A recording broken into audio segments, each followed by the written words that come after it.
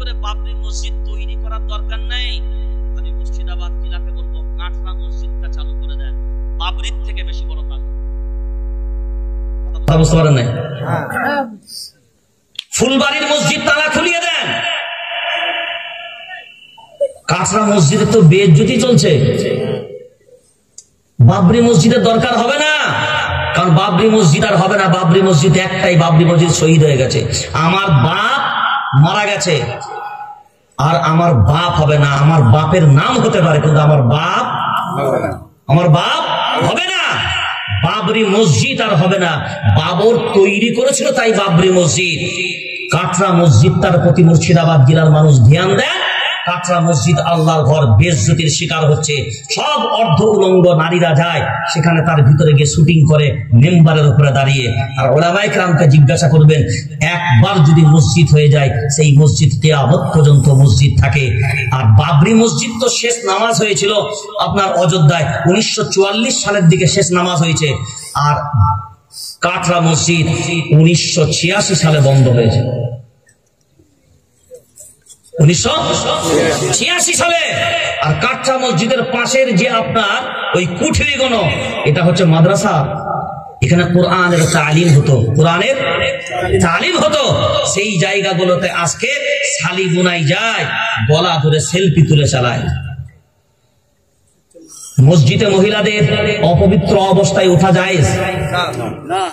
কাটরা মসজিদটা তো মসজিদ না, জোরে বলেন। আপনার বাড়ির মহিলারা তো অপবিত্র অবস্থায় মসজিদের ভিতরে ঢোকে, জুতো পরে ঢোকে। কোন মুসলিম পরিবার আছেন জুতো বাইরে করে ঢোকে? মুর্শিদাবাদ জেলার লোক 87% মুসলমান আছেন, কিন্তু এই দুরবস্থার পিছনে কি কারণ এগুলো আপনারা তালাশ করবেন। আল্লাহর ঘরের অপমান সবাই সয়ে নিলেও আল্লাহ সইবে না, এটা আপনারা ভাবেন। সেজন্য বাবরি থেকে আগে দরকার যেটা আছে ওটাকে হেফাজত কথা বলা। এটার মানে সে কেরাম হলে জানেন তো, মানে নিজের বাপ একদম যাবো অবস্থা, মানে হয়তো অসুস্থ আছে বা কিছু হয়েছে, বলছে এ যখন একটা পা ভেঙে গেছে একটা রেখে লাভ নাই, একে ছেড়ে দিয়ে নতুন আর একটা বাপ দিয়ে। কথা বুঝতে পারেন না? এই মসজিদ গুলো আবাদ করবেন কিভাবে সে চিন্তা ভাবনা করুন। মালদা জেলায় বহু ভালো ভালো মসজিদ যেগুলো বিরান হয়ে পড়ে আছে, পশ্চিম বাংলার মাটিতে আবাদ করার কেউ নাই। জাতির ভাবনা চিন্তা নেই। 40টা MLA বিধায়ক রাইটাসে আছে, বিধানসভায় আছে, একদিনও আওয়াজ তোলেনি এই মসজিদ গুলো খুলে দেওয়া হোক, আবাদ করে দেওয়া হোক। অথচ বড় বড় ধর্মস্থান বাংলায় তৈরি হচ্ছে। পকেট মজবুত হবে না যে? কথা কি কিছু বুঝতে পারছেন? সব কথা ক্লিয়ার করে বলা যাবে না, যেটুকু বলছি এই মজলিসে সেটুকুই বোঝেন আর নিজের বিবেক গুলোকে জাগ্রত করেন। কারণ মজমুয়া যদি থাকতো দিল খুলে দুটো কথা বলতে পারতাম। তো সেই জন্য আমাদের বর্তমান সময়ে পোর্টালের আওতায় ভাবনা চিন্তা করবেন। আর যাদের কবরস্থান আছে, ব্যক্তিগত আমাদের সব থেকে বড় সমস্যা ফ্যামিলিগত কবরস্থান অনেকের থাকে না, ফ্যামিলিগত কবরস্থান। এগুলো রেকর্ড আছে হয়তো কবরস্থান, কিন্তু এগুলো ইনরোল করেননি, রেজিস্ট্রেশন করেননি। বহু মসজিদ আছে রেজিস্ট্রেশন করা নাই। যে সমস্ত মসজিদ রেজিস্ট্রেশন করা নাই, সময় কিন্তু আসছে, রেজিস্ট্রেশন যদি না করেন এই মসজিদগুলো যে কোনো মুহূর্তে কিন্তু সরকার দখল করে নিতে পারে। তার যে চক্রান্তটা কি হবে সেটা বলছি, ভালো করে ফলো করেন। রাগ করেন না, আমার কথা খুব স্পষ্ট, কারণ দুনিয়ার জমিনে আমরা ভয় করে কাউকে চলি না। একদম খুব ক্লিয়ার বলছি, আমরা জেল খাটালো, তবে ছিনতাই করে চুরি করার জন্য জেল খাটি না। আমরা যতবার জেলে গেছি এ জাতির জন্য গেছি। আর ইনশাআল্লাহ যতদিন আল্লাহ হায়াত রাখবে এই জাতির জন্য যতবারই প্রয়োজন হবে ইনশাআল্লাহ ততবারই যাবার জন্য প্রস্তুত আছে।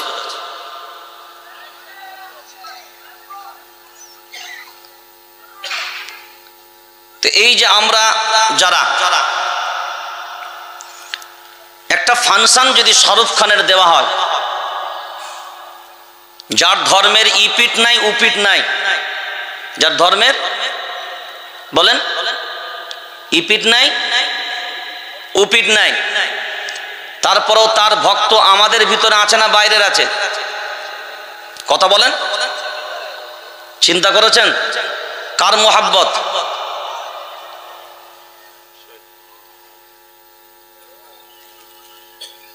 ভারতবর্ষে জাতির ওপরে এমনি এমনি বিপদগণ আসে না, একটার পর একটা স্টিম রোলার এমনি এমনি চলছে না, আমাদের কারণে। কাদের কারণে? জোরে বলেন। আমাদের কারণে। এইটা সবসময় মনে রাখবেন।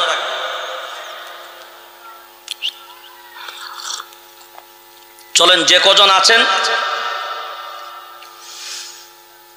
খুব বেশি কথা বলার মতন তো পরিস্থিতি নেই, যেটুকু হবে ইনশাআল্লাহ দোয়া পর্যন্ত একটু ধৈর্য ধরেন, কারণ আমার এই প্যান্ডেল দেখি আমার চাঁদি উল্টে গেছে, আমি খুব ক্লিয়ার বলছি।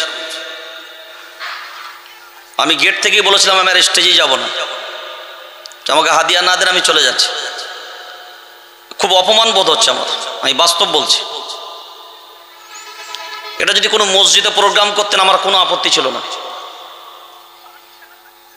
রাত্রি 12টা বাজে, মানুষ এত উদাসীন। বছরে তো একবার জলসা দেন, বছরে একবার জলসা দেন, ফাংশনে রাত জাগতে পারেন, মোবাইল ঘাটবেন তো রাত্রি 2টো পর্যন্ত। যুবকগণ মোবাইল ঘাটবে কটা পর্যন্ত? রাত্রি 2টা পর্যন্ত। একটা দিন কোরআন শোনার মতন ধৈর্য মানুষের নাই। তো এরা মোদির হাত থেকে বাঁচবে কি করে? এরা এসআইআর থেকে বাঁচবে কি করে? এনআরসি থেকে বাঁচবে কি করে? সিএএ অ্যাক্টের আওতায় পড়বে কি করে? ওই জন্যই ডিটেনশন ক্যাম্পটা বানানো হচ্ছে। তখন বুঝতে পারবেন কোরআনের মর্যাদা কি আছে, কোরআনের মূল্য কি আছে। সিদ্দিকুল্লাহ নামাজের কথা বেশি বলে না, রোজার কথা বেশি বলে না, আপনার পায়ের নিচের মাটিটা যেন শক্ত হয় সেই কথাই সিদ্দিকুল্লাহ বারংবার আলোচনা করে। আজকের জলসার স্বনামধন্য সভাপতি, আমার খুব প্রিয় ভজন যারা আছেন,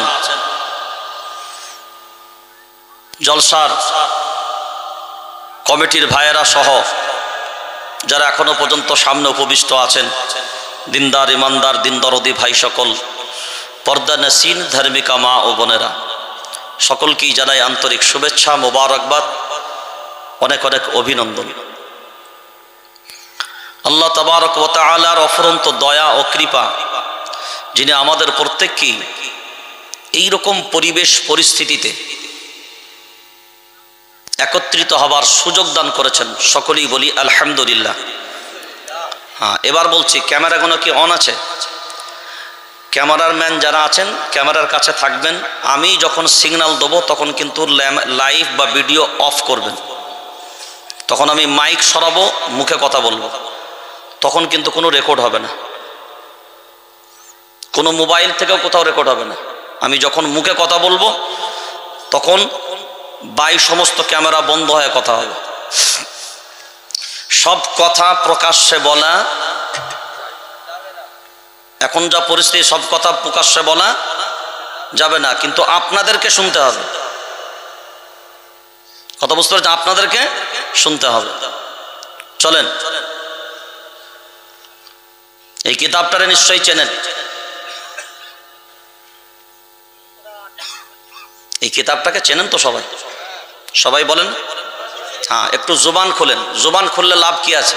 প্রথমে লাভটাই বলি।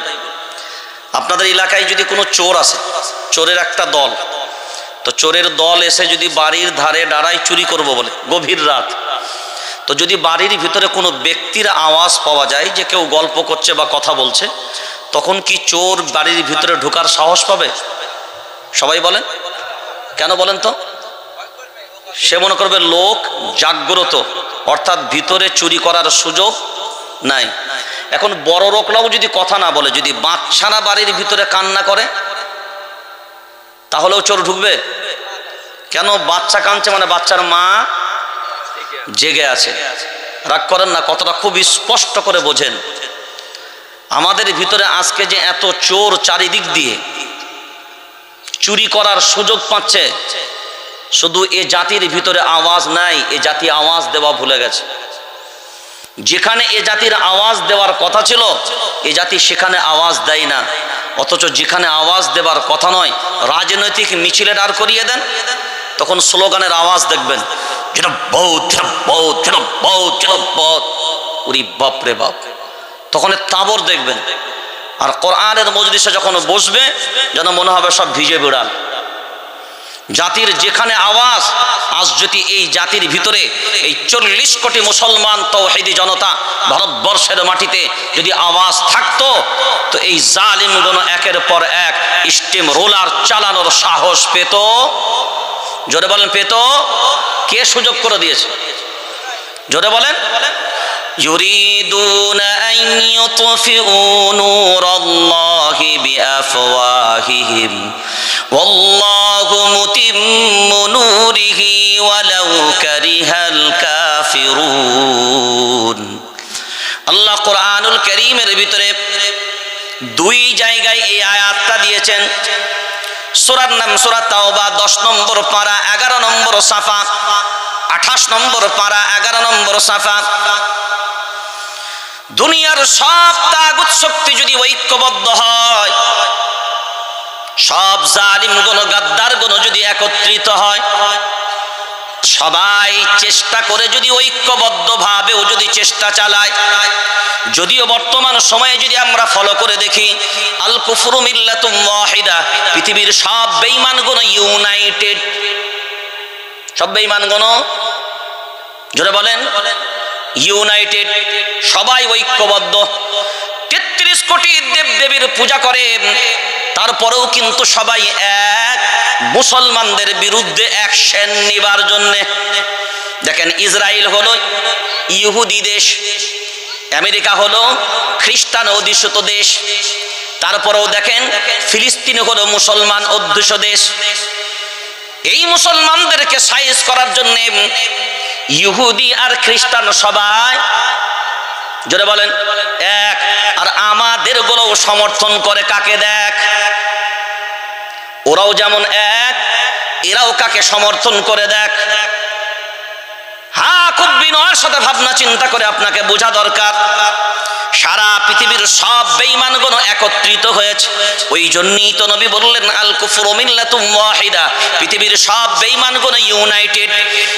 33 কোটি দেবদেবীর পূজা করার পরেও সবাই ইউনাইটেড। আর আমাদের আল্লাহ কয়জন? জোরে তাড়াতাড়ি বলেন। এক। নবী কয়জন? জোরে বলেন। আল্লাহ এক, নবীও এক, কিতাব এক, ধর্ম এক, জাতি, উম্মত, বাইতুল্লাহ, কালিমা, সবই কোনো এক। তারপরেও একবার ভাবনা চিন্তা করে দেখ, আমার নাম তবলিগ, তোর নাম ফুরফুরা, আমার নাম দেওবন্দি, তোর নাম বেরেলি, আমার নাম হানফি, তোর নাম শাফি, কেউ মালিকি, কেউ হাম্বলি, কেউ কাদরিয়া, কেউ চিশতিয়া, কেউ নকশবন্দিয়া, কেউ মুজাদ্দিদিয়া, কেউ মুতাজিলা, কেউ খাওয়ারিজ, কেউ নাজ্জারিয়া, কেউ জাবারিয়া, কেউ মুশাব্বিয়া, কেউ নাজিয়া, কেউ জামাত ইসলাম, কেউ আহলে হাদিস, কেউ আজানগাছি, কেউ পিয়ারডাঙ্গা, কেউ চরমনাই, কেউ সরসনাই, কেউ পিলা পাগড়ি, কেউ লাল পাগড়ি, কেউ এ দল, কেউ কে সে দল, কে এ জামাত, কে সে জামাত, কেউ শিয়া তো কেউ সুন্নি, সবাইকে টেনে দেখেন এ দল ও দল। আসলে যদি জিজ্ঞাসা করা হয় অরিজিনালি তুই কি বল,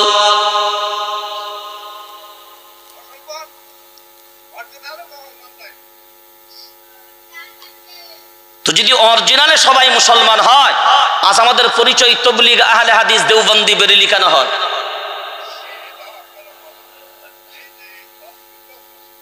কিসের জন্য হয়? তবলিগ ওয়ালাদের কোরআন যা, দেওবন্দিদেরও কোরআন তা, আহলে হাদিসদের কোরআন তা, জামাত ইসলামেরও কোরআন তা, বেরেলি ভাইদের কোরআন তা, ফুরফুরা ওয়ালাদের কোরআন তা। তো কোরআন আল্লাহর কিতাব যদি সবার এক হয়, আল্লাহ যদি সবার এক হয়, এক পাগল রাস্তায় দাঁড়িয়ে বলছে আকাশের দিকে তাকিয়ে, আল্লাহ ভাগ্যে তুই বান্দাদের দেখা দিসনি। তো পাশে একজন ভালো লোক বলছে, ওই পাগলা কেন, কি হয়েছে? না আল্লাহ, তুমি যদি বান্দাদের দেখা দিতে, এ বান্দারা তোমাকে নিয়েও রাজনীতি করত, তোমাকে নিয়েও তার কারণ যদি ধরেন আহলে হাদিস ভাইরা যদি আল্লাহকে দেখতে পেত, তাহলে হাদিস ভাইরা বলবে আল্লাহ শুধু আমাদের। যদি দেওবন্দিরা আল্লাহকে দেখতে পেত, তাহলে দেওবন্দিরা বলবে আল্লাহ শুধু আমাদের।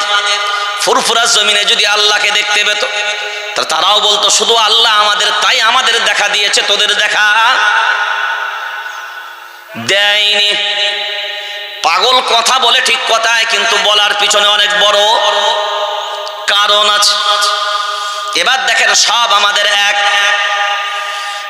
এক হবার পরেও আমরা নিজেদের পরিচয় আমরা মুসলমান কেউ দিইনি, অথচ আমাদের পরিচয় যদি আমরা মুসলমান দিতে পারতাম, ওয়ামান আহসানু কওলাম মিম্মান দাআ ইলাল্লাহ ওয়া আমিলা সালিহান ওয়া ক্বালা ইন্নানি মিনাল মুসলিমিন। পরিচয় কি হওয়া দরকার? জোরে বলেন, পরিচয় কি হওয়া দরকার? মুসলমান। এই আয়াত তাবলীগওয়ালারাও জানে, এই আয়াত দেওবন্দিরাও জানে, এই আয়াত আহলে হাদিসরাও জানে, এই আয়াত ফুরফুরাওয়ালারাও জানে। কোরআনুল কারীম সূরার নাম সূরা আল ইমরান, ৪র্থ নম্বর পারা, ২য় নম্বর সাফাত, ২য় নম্বর আয়াত, ইয়া আইয়ুহাল্লাযীনা আমানুত্তাকুল্লাহ হাক্কা তুকাতিহি ওয়া লা তামুতুন্না ইল্লা ওয়া আনতুম মুসলিমুন, ইল্লা ওয়া আনতুম মুসলিমুন। কি না হয়ে মরো না? দেওবন্দি না হয়ে মরো না, বেরেলি না হয়ে মরো না, হানফি না হয়ে মরো না, শাফি না হয়ে মরো না, আহলে হাদিস না হয়ে মরো না, জামাত ইসলাম না হয়ে মরো না। কি না হয়ে মরো না? মুসলমান না হয়ে, জোরে বল, মুসলমান না হয়ে মৃত্যুবরণ করো না। কিন্তু আমাদের মুসলমানের পরিচয় আজকে আছে। এই কাজটা আমরা করছি জামাত ইসলামীর পক্ষ থেকে, এই কাজটা আমরা করছি আহলে হাদিসের পক্ষ থেকে, এই কাজটা আমরা করছি ফুরফুরা সিলসিলার পক্ষ থেকে, এই কাজটা আমরা করছি বেরেলভী মাসলাক থেকে। আমরা মুসলমানরা করছি, আর ব্যানার নাই। বুঝতে পারছেন না? পারেন নাই? অন্য সারা দুনিয়ার বাতিল তারা দেখছে হাইরে, তাহলে মুসলমানদের ভিতরে এদের কালিমা এক, এদের রব এক, এদের নবী এক, এদের ধর্ম এক, এদের মত এক। তো এদের ধর্ম যদি এক হয়, কর্ম এক হবে না আলাদা? জোরে বলেন, কর্ম এক হওয়া দরকার। আপনি বিবেক দিয়ে ভাবেন তো, হিন্দু ভাইদের আছে না নাই? মা কালী, মা দুর্গা, গণেশ, কার্তিক, বিভিন্ন দেবদেবী আছে না? এই দেবদেবী আছে তো? বলছি আছে তো। সবকে পূজা করে, পূজা করার পরে ধর্মের নাম কি দিয়েছে? জোরে বলেন, হিন্দু ধর্ম। কি দিয়েছে? হিন্দু ধর্ম। এখন কেউ সনাতন বলছে, বিভিন্ন রকমের বলছে। এখন তাদের ধর্মীয় দৃষ্টিকোণ থেকে তাদের সবকিছু কি এক না আলাদা? বলেন, যে কালীকে পূজা করে, যে দুর্গাকে পূজা করে, যে গণেশকে পূজা করে, পূজা যাকেই করুক, ধর্মীয় দিক দিয়ে কিন্তু তারা সবাই নিজেদেরকে মনে করে আমরা সবাই এক। আমাদের ধর্ম হলো, আমরা হিন্দু ধর্মের মানুষ, আমরা সনাতন ধর্মের মানুষ। আসলে সনাতন ধর্ম একটা আলাদা ধর্ম। সেই জায়গায় দাঁড়িয়ে এত ৩৩ কোটি দেবদেবীকে পূজাকারীরা যদি তারা এক হতে পারে, তো এ মুসলমান এক আল্লাহকে মাননেওয়ালারা এক হতে পারবে না? এ কথা বলে না, জোরে বলেন না কেন?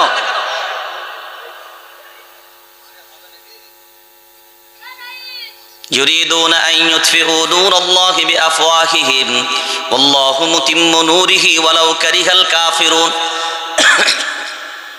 সারা পৃথিবীর সব তাগুত শক্তি যদি ঐক্যবদ্ধ হয়, তারপরেও যদি ইসলামকে মিটানোর চক্রান্ত চালায়, আমি আল্লাহ জানিয়ে রাখলাম ইসলামের বাতিকে নিভানোর মতন ক্ষমতা কারোর নাই। ইসলাম যদি ক্ষতিগ্রস্ত হয়, বাইরে থেকে নয়, আমাদের ভিতর থেকে, আমাদের গাদ্দারদের কারণে হয়।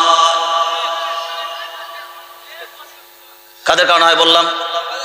আমাদের ভিতরে আমাদের গাদ্দারদের কারণে হয়। আপনারা সবাই জানেন এই ৭৯ বছরের ভেতরে স্বাধীনতার পরে সব থেকে ভয়াবহ যে আইনটা পাশ হয়েছে, ওই আইনটার নাম কি? মুর্শিদাবাদ জেলা হলো পশ্চিমবঙ্গের সব থেকে এমন পপুলার জেলা যেখানে মুসলিম মেজরিটি সারা পশ্চিম বাংলার সব থেকে বেশি।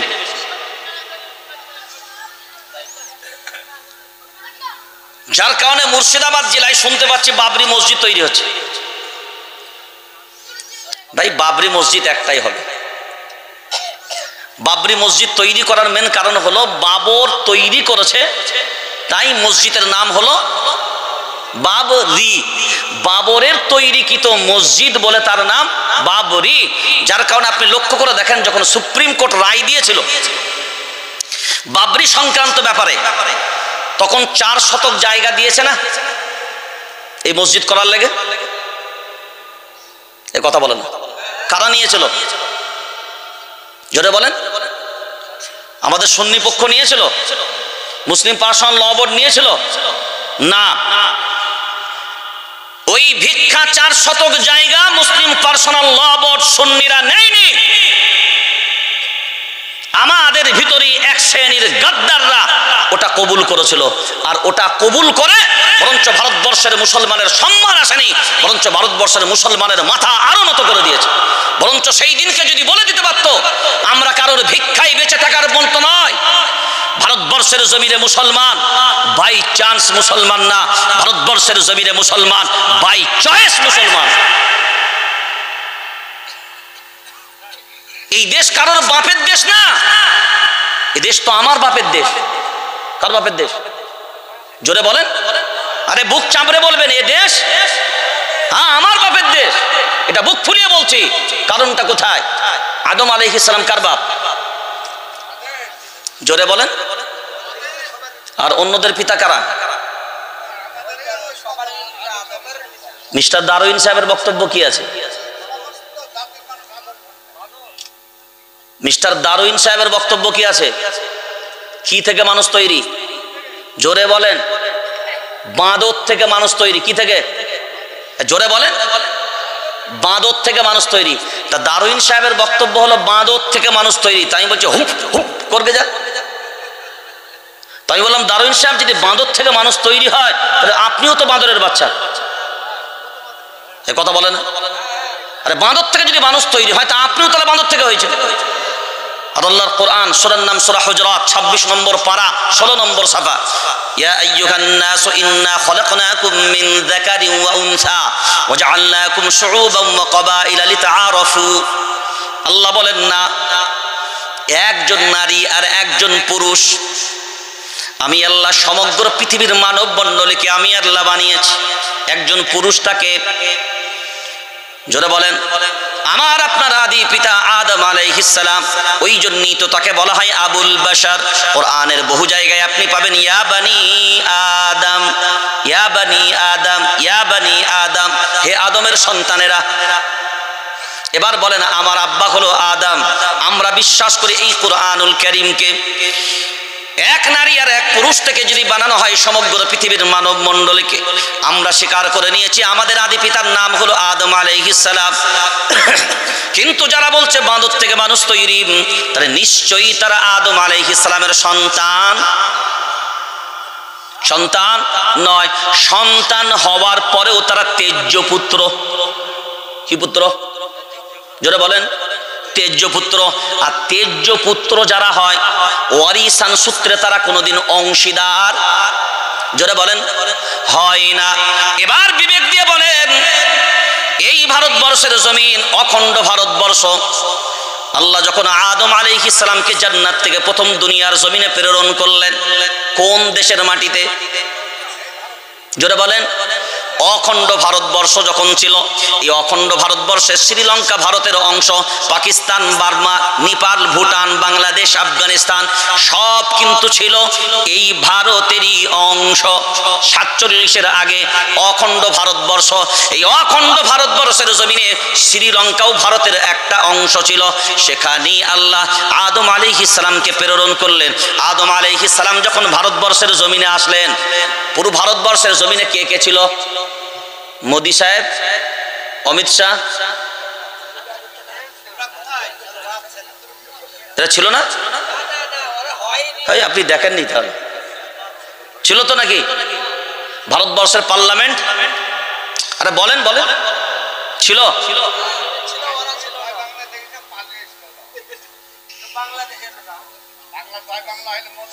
যখন আদম আলাইহিস সালাম এসেছিল তখন কি ছিল কেউ?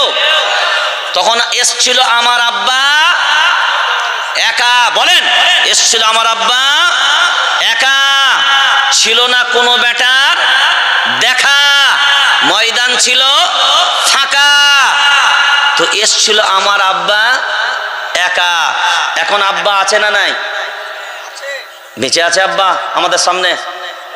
জোরে বলেন। হ্যাঁ, আদম আলাইহিস সালাম আছেন, প্রথম আসমানে আছেন। এখন আমাদের সামনে জীবিত নাই। এখানে যারা বসে আছেন আপনারাও বহু গার্জেন আছে, অনেক মানুষ এমন আছে যাদের আব্বারা মারা গেছে, দাদুরা মারা গেছে। তো আব্বা যাদের মারা গেছে তার 5টা সন্তান, যারা আব্বাকে আব্বা বলে মেনেছে, তেজ্য পুত্র নয়। এখন বাপ মারা যাবার পরে বাপের সম্পত্তিগুলো ভাগ পাবে কারা? সবাই জোরে বলেন। তো আমার আব্বা আদম আলাইহিস সালাম হায়াতে নাই, কিন্তু ভারতবর্ষে আমরা আব্বাকে আব্বা বলি, এখনো মানি। তাহলে এখন ভারতবর্ষের জমিনের ওয়ারিসান সূত্রে পাওনাদার কারা? জোরসে বলো। তাহলে এ দেশ কার বাপের দেশ? জোরে বলেন। এ দেশ আমার বাপের দেশ, কারোর বাপের দেশে আমরা বাস করতে আসিনি। আর যারা বলছে ইসলাম এসেছিল মুহাম্মাদের কাছ থেকে সাল্লাল্লাহু আলাইহি সাল্লাম, আরব থেকে, ইসলাম মুহাম্মদ সাল্লাল্লাহু আলাইহি সাল্লামের কাছ থেকে আসেনি। ইসলাম এসেছে তো আদম আলাইহিস সালামের কাছ থেকে। অর্থাৎ ভারতবর্ষের জমিন, এটা মনে রাখতে হবে, প্রথম ইসলামের জন্মভূমির নাম ভারতের মাটি। কি বললাম? ইসলামের জন্মভূমি হলো ভারত। তো মুসলমানদের জন্মস্থান, কারণ আদম আলাইহিস সালাম নবী ছিলেন না ছিলেন না? সবাই বলেন। আর নবীরা কি ইসলামের বাইরে? কোরআনে এসেছে ইন্নাদ দীন ইনদাল্লাহিল ইসলাম, আমি আল্লাহ আমার কাছে মনোনীত ধর্মের নাম। জোরে বলেন। পৃথিবীতে ধর্মের অভাব আছে, কিন্তু আল্লাহর কাছে মনোনীত ধর্ম একটাই। কারণ আল্লাহ তো ওই রকম ওয়াদার খিলাফ, সকালে একরকম বিকালে একরকম না। আল্লাহ বলে আমার কাছে মনোনীত ধর্মের নাম ইসলাম। তো ইসলাম যদি মনোনীত ধর্ম হয়, তাহলে আদম আলাইহিস সালামের ধর্ম কি ছিল? জোরে বলেন। ইসলাম ছিল। আর নবী কারা হয়? ইসলাম ধর্মের ভিতর থেকে হয় না বাইরে থেকে হয়? ইসলাম ধর্মের ভিতর থেকে হয়। তাহলে ভারতবর্ষের মাটিটা নবুয়াতের প্রথম ভিতের স্থান হলো ভারতের জমিন। আর প্রথম জান্নাতি কোন মেহমান সারা পৃথিবীর যে মাটিতে স্পর্শ করেছে, সেই মাটির নাম হলো ভারতের মাটি। আলহামদুলিল্লাহ বলেন।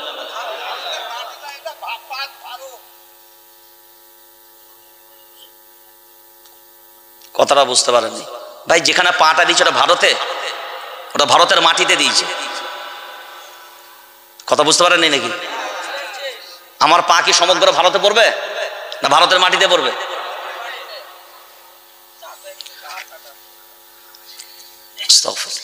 তো এই ভারতের জমিনে জান্নাতের প্রথম মেহমান ভারতের জমিনে। হাজারে আসওয়াদ, আপনারা সৌদিতে যান না 6 লাখ টাকা খরচ করে জমা দিতে হাজারে আসওয়াদে? আরে হাজার আসওয়াদে যান না, ও তো ভাঙা চূড়া, এখন জোড়া তালি লাগিয়ে এখন রং কালার পুরো চেঞ্জ। এই হাজারে আসওয়াদটাও এই জান্নাতের পাথর সর্বপ্রথম যে মাটি স্পর্শ করেছে, ওই মাটি হলো ভারতবর্ষের মাটি। জোরে বলেন না। তাহলে কটা নেবেন? কটা নেবেন? ওই জন্য আমি এই দেশের ভিন্ন দেশে যখনই কোনো প্রোগ্রামে যাই, তো আমি বুক ফুলিয়ে একটা কথা বলে আসি, যে প্রান্তেই হোক না কেন, যে দেশ হোক না কেন, আর আমি দ্ব্যর্থহীন কণ্ঠে বলতে পারি, মক্কা আর মদিনা শহর সৌদির ভিতরে মক্কা আর মদিনা শহর, সৌদি আরবের ভিতরে এই দুটো শহর বাদ দিলে সারা পৃথিবীর নিকৃষ্ট দেশের পর্যায়ে সৌদি পড়ে। আপনি বললেও সঠিক, না বললেও সঠিক। রিয়াদে গত বছর মনে হয়, আমরা সাধারণত বাইতুল্লাহর ছবি যদি কোথাও পড়ে থাকে কারোর হিম্মত হয়ে পা দিয়ে মারাবে? হ্যাঁ, মানে যদিও শরীয়তের দিক একটা আলাদা, কিন্তু আমরা তারপরেও বাইতুল্লাহর সম্মান আমাদের এত বেশি আমাদের দিলে থাকে যে আমরা সেটাকেও যে শ্রদ্ধার নজরে দেখি। এই সৌদি সরকার রিয়াদে এখনো পর্যন্ত মনে হয় ইন্টারনেটে ভিডিওগুলো আছে কিনা জানিও না, ও দেখতেও ভয় লাগে যে দেখার সময় তো আল্লাহর গজব না আসে। এরকম স্টেজ বানিয়েছে, স্টেজটাকে বাইতুল্লাহর আদলে বানিয়েছে। নাউযুবিল্লাহ বলে। কার আদলে? এই বাইতুল্লাহর আদলে। স্টেজটা বাইতুল্লাহর আদলে বানিয়ে অর্ধ উলঙ্গ নারীদেরকে দিয়ে নৃত্য আর নাচের অনুষ্ঠান চলছে। নাউযুবিল্লাহটা 3 দিন পরে বাসি বলবেন? টাটকা বলেন ভাই। কোন দেশের কথা বললাম? এই দেশ বলে হ্যাঁ আরবের মাটিতে মদ খাওয়া জায়েজ নাই, কিন্তু আকাশে হ্যাঁ, ওই জন্য আমেরিকার সিনা তো সৌদিতে পড়ে আছে। তো আমেরিকার সিনারা মদ খাই কোথায়? বলে মাটিতে খাবি না, সব আকাশে উড়ে উড়ে খা।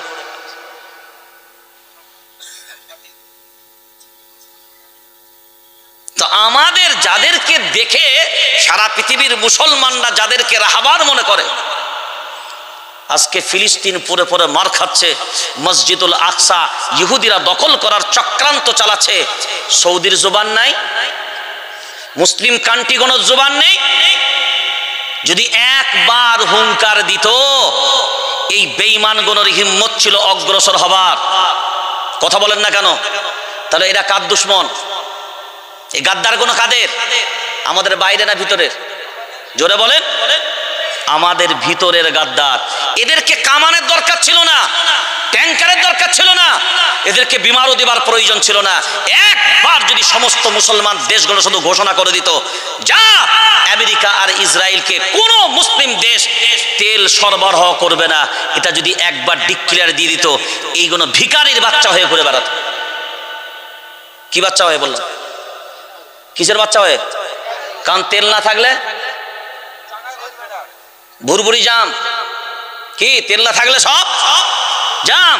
তোকে কামান দিতে হবে না, ট্যাঙ্কার নয়, গোলা বারুদ নয়। ওরে ছোবল মারতে বারণ করেছি, ফোঁসটা তো অন্তত কর, ফোঁসটা তো অন্তত কর। আওয়াজ নাই, মনে পড়ছে এবার দেখেন আওয়াজ না থাকার কি নাই বললাম? আওয়াজ নেই। এই আওয়াজ যদি থাকতো, যখন এই প্রথম ইউপিকটা আসলো গদিতে, ও নাম লিখছি না আমি, এসেই বললো তাজমহল মুসলমানরা তৈরি করেছে। কারা? জোরে বলে। মুসলমানরা তৈরি করেছে, এই জন্য তাজমহলটা অছুত। তো আমি কলকাতার রাজপথে দাঁড়িয়ে আমি বললাম, এই বিয়াদব, তাজমহল যদি মুসলমান তৈরি করার কারণে অছুত হয়, তাহলে বেটা গাড়িগুলো তেল দিয়ে চালাস কেন? গরুর মুখ দিয়ে চালা না।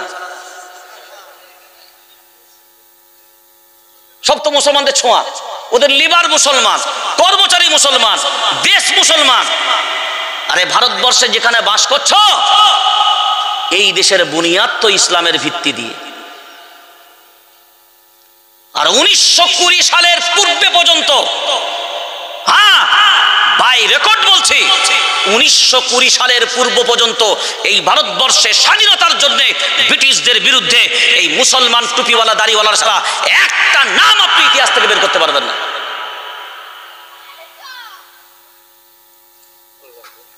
এরা দিয়েছে। কিন্তু আমরা রাগ করেন না, আমরা বর্তমানে যেন মনে হচ্ছে এতিমের বাচ্চা, যেন গার্জেন নেই, অভিভাবক নেই, যেন সব মিসকিন।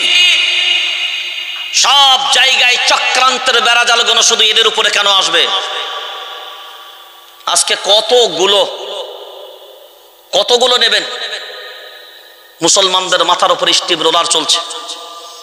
মে মাস, কয় মাস আগে গেল, রাজ্যের নাম উত্তরাখণ্ড, 11 এবং 12 তারিখ, এই 2 দিনের ভিতরে 250 মসজিদ আর মাদ্রাসা সরকার সিল করেছে। কয় দিনে বললাম? জোরে বলেন। 2 দিনে। এই 2.5 মাস পূর্বে আসাম সরকার 3 দিনে 280টা মসজিদ আর ঈদগাহ বুলডোজার চালিয়েছে। প্রতিবাদ কে করেছে? কথা বলেন। 40 কোটি মুসলমান ভারতবর্ষের জমিনে বাস করছেন। এই তবলিগ, ফুরফুরা, দেওবন্দি, বেরেলি, হানফি, শাফি, মালিকি, হাম্বলি, এই সব দল নিয়ে মত নিয়ে আর দলের পূজা করে করে সব বিভাজন তৈরি করেছো, বিভক্ত তৈরি করেছো, নিজেদের ভিতরে ইউনিটি বন্ধ করে দিয়েছো, যার কারণে আজকে আমাদের এই অবস্থা। আর একজন এমন হয়েছে, তারা মনে করে আমরাই বড় নেতা, আমরা ছাড়া আজ দুনিয়াতে নেতা নেই কেউ, আমরাই সব কাজ করব। কেউ কাজ করলেও বাধা, না নিজে করবে না কাউকে করতেও দেবে। এই জাতির ভিতরে সবাই নেতা সেজে গেছে। সবাই বলছে আমি নেতা, ও বলছে হাম কিসি সে কম নেই, ও বলছে আমাকে দেখ, ও বলছে আমাকে দেখ। ওরা দেখবো কাকে সেটা তো আগে বল।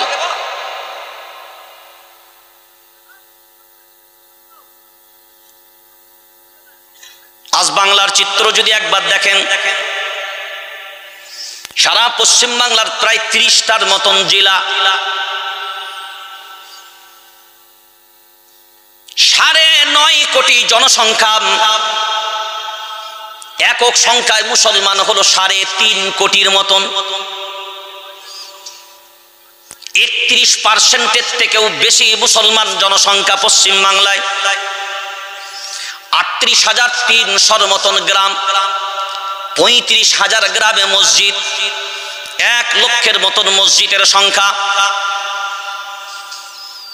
রাবেদার আন্ডারে 1200 মতন প্রায় মাদ্রাসা, এমএসকে মাদ্রাসা, সিনিয়র মাদ্রাসা, খারিজি মাদ্রাসা, আনএডেড মাদ্রাসা, সরকারের মাদ্রাসা। ভোট দেয় 40% মুসলমান পশ্চিম বাংলায়। মুসলমান রাগ না করে বিবেক দিয়ে ভাবনা চিন্তা করে যদি কোনোদিন মূল্যায়ন করে দেখি, 1 লক্ষের মতন মসজিদের সংখ্যা, 1.5 লক্ষের মতন ইমাম মুয়াজ্জিনদের সংখ্যা। এখন বিবেচনা করে দেখেন, কালার হবে না, রং হবে না, মত হবে না, পথ হবে না। আল্লাহ আমার এক, নবী আমার এক, কালিমা আমার এক, ধর্ম আমার এক, জাতি আমি এক, উম্মত আমি এক, কিতাব আমার এক, বাইতুল্লাহ আমার এক। সব যদি একত্ববাদকে সামনে রেখে এই 3.5 কোটি জনসংখ্যা মুসলমান, এদের সব মাসলাকের উলামায়ে কেরামরা এক প্ল্যাটফর্মে ইউনিটিবদ্ধভাবে সামনে দাঁড়িয়ে নারায়ে তাকবীর আওয়াজ লাগাবে। আর এই 3.5 কোটি জনসংখ্যা একবার যদি দাঁড়িয়ে পিছনে আল্লাহু আকবার বলে সাড়া দেয়, বাংলার মাটি না, দায়িত্ব নিয়ে বলছি, ভারতবর্ষের এই জালিমগণ পর্যন্ত কাঁপতে বাধ্য হবে। কিন্তু হতে দেবে না। কারা দেবে না? জোরে বলেন। আমাদের ভিতর থেকে দিতে দেবে না। এই স্টেজগুলোতে আসবে, এই স্টেজগুলোর ভিতরেই দলাদলি তৈরি হবে। 3 মাসলাকের আলেমকে দাওয়াত দেন, ও বলবে আমার দল করো আর কারোর দল করো না। ও বলছে আমার জামাত ভালো, তার কোনো জামাত ভালো না। আপনি কি জানেন বর্তমান ভারতবর্ষের জমিনে 450টার মতন, কটা বললাম, 450 মতন মুসলমানদের দল আর জামাত আছে। কত? এই 450টাকেই জিজ্ঞাসা করেন তো হকপন্থী দল কোনটা? সবারই জবাব কি হবে? আমার। সবাইকে জিজ্ঞাসা করেন না জান্নাতি দল কারা, সবারই জবাব হবে আমরা। সবাই একই জায়গায়। অথচ এবার আল্লাহর কোরআনের দিকে তাকান। হ্যাঁ, এটা কার কিতাব? আল্লাহর না। আল্লাহ যেটা বলেছেন সেটা বাস্তবে হবে না হবে না? জোরে বলেন। আমাদের এই পরিণতির কথা কি আল্লাহ কোরআনে উল্লেখ করে নাই? দেশের প্রধানমন্ত্রী শ্রী শ্রীধর দামোদর মোদী মহাশয় হবেন, এটা কোরআনে নাই? জোরে বলেন। অমিত শাহ বাবু আসবে এটাও আছে, আমাদের বের করতে হবে, বের করতে পারি নাই। এগুলো আগেই বলে দিয়েছে। কারণ আবু লাহাব আছে না নাই? আবু লাহাবও আছে, আবু লাহাবের বিবিও আছে। আর আবু লাহাব বাইরের লোক ছিল না, নবীজির ঘরের লোক। কার লোক? আর আবু লাহাবের বিবি উনি বাইরের। নবীজির কে? চাচি গো, নবীজির চাচি। আর আবু লাহাব নবীজির চাচা। শুধু নবীজির চাচা নয়, আবু লাহাব হলো নবীজির বিয়াই। নবীজির, এটা কি জানেন? 2 জন কন্যার বিবাহ দিয়েছিল আবু লাহাবের ছেলের সাথে, কিন্তু তারপরও তালাক দিতে বাধ্য করিয়েছিল আবু লাহাব। সে পরিণতির সে ঘটনা আলাদা জায়গায়। এই আবু লাহাব বাইরের না, আবু লাহাব ভিতরের। অর্থাৎ সেই যে ভিতরের দুশ্মন, এটা মনে রাখতে হবে যে এখনো বাইরে না, ভিতরের দুশ্মন, ভিতরের দুশ্মন আছে। অথচ আমিন কারা বলেছিল নবীকে? এই বেঈমানরাই বলেছিল। সাদিক তাদের দেওয়া উপাধি। তারপরেও হক যখন এসছে আর মেনে নিতে পারে নাই। খুব লক্ষ্য করে দেখেন, এই মুহূর্তে এই যে আসামে 280টা মসজিদ, ঈদগাহ বুলডোজার চালানো হলো, এর বিচার হবে? কথা বলেন না কেন? কে বিচার করবে? হ্যাঁ,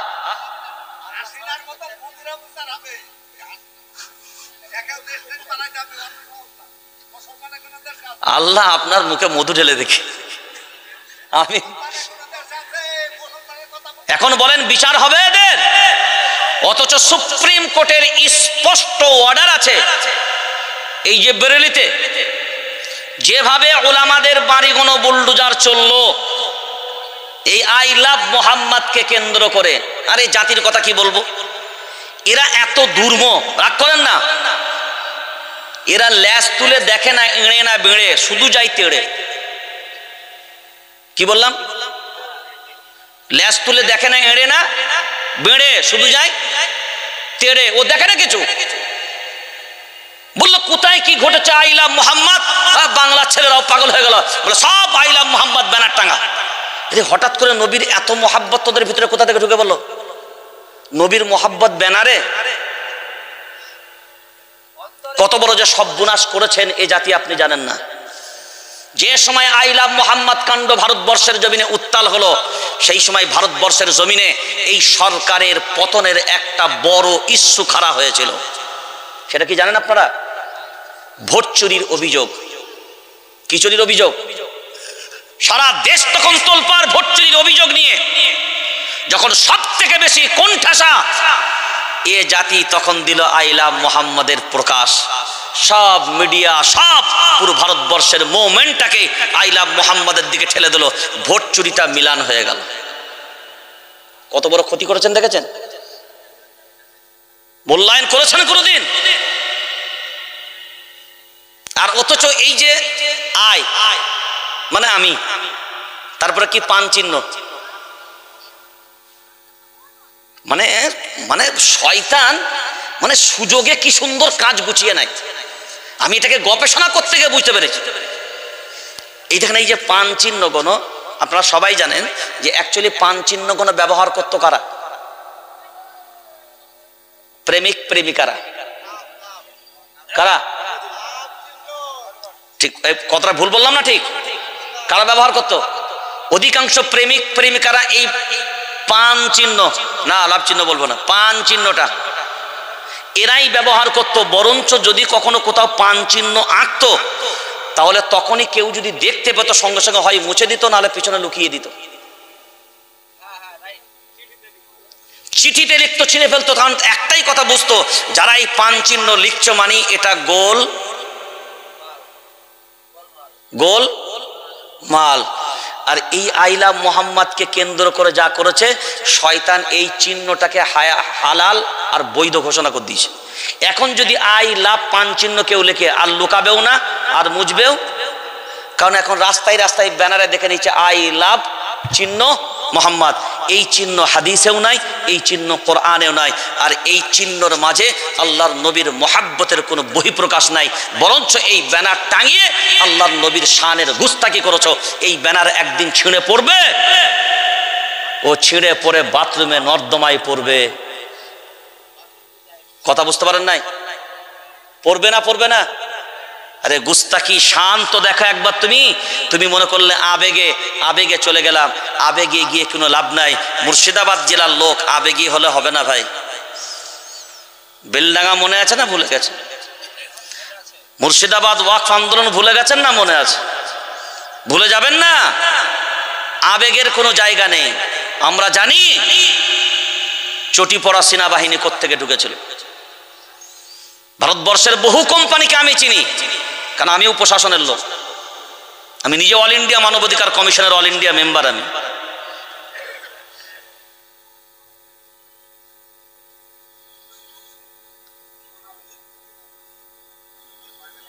একবার নয়, হাজারবার যদি ভাবনা চিন্তা না করি, এগুলো আমাদের উপরে যে স্টিম রোলার গুলো চলছে, আপনি কিভাবে বাঁধবেন? ভারতবর্ষের জমিনে এই স্বাধীনতার পরে সব থেকে ভয়াবহ যে বিলটা পাস হয়েছে, ওই বিলের নাম হলো ওয়াকফ অ্যামেন্ডমেন্ট 2025-এর বিল। কি বিল বললাম? পুরো কথাটা বলেন, ওয়াকফ অ্যামেন্ডমেন্ট, হ্যাঁ 2025-এর বিল। ভারতবর্ষের স্বাধীনতার পরে সব থেকে ভয়াবহ বিল এটা পাস হয়েছে। রাগ করেন না। আচ্ছা, ভারতবর্ষের দেবত্ব সম্পত্তি নাই? হিন্দু ভাইদের মন্দিরের সম্পত্তি আছে না নাই?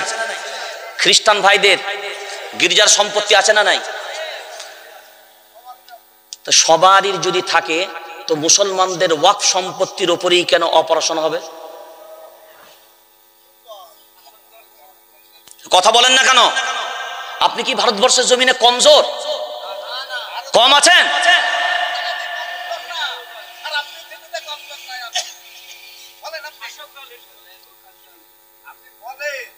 ভাবেন কোনদিন বদরের প্রান্তরে আমাদের সংখ্যা কত? কত? 313।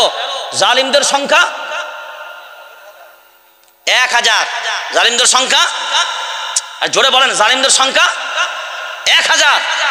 বিজয় কাদের ছিল? জোরে বলেন না কেন? তাদের সংখ্যাটা কত ছিল? 313 জন। আর জালিমদের সংখ্যা 1000। ভারতবর্ষে আপনাদের বর্তমান সংখ্যা কত? জোরে বলেন। 40 কোটি। আর টোটাল জনসংখ্যা কত? 140। 140। 100-কে 3 করে ভাগ করেন, 3 ভাগে।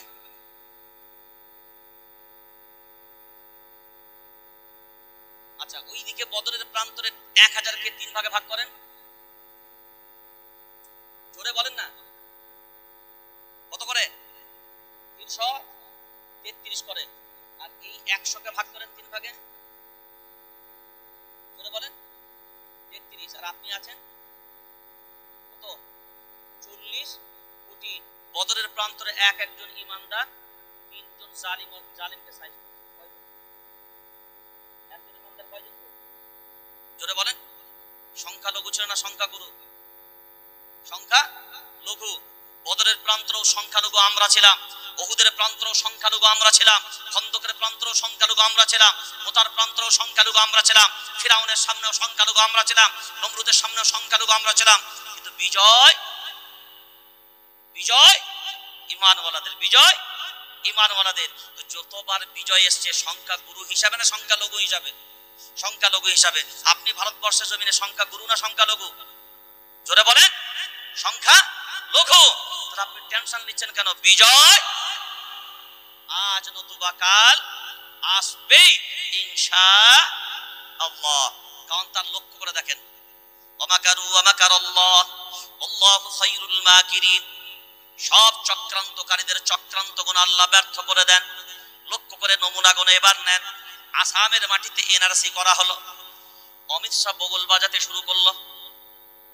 এরপরে বুঝি মুসলমানদের নামগুলো কাটা যাবে, ঘুষপেটিয়া দেশ থেকে বের করা যাবে, আমরা দেশের মাটিতে আমাদের মানচিত্র সাজিয়ে নেব, এই মুসলমানদেরকে আমরা দেশদ্রোহী বলে একের পর এক বের করতে থাকবো।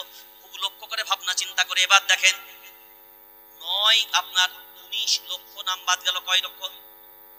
19 লক্ষ। 19 লক্ষর মাঝখানে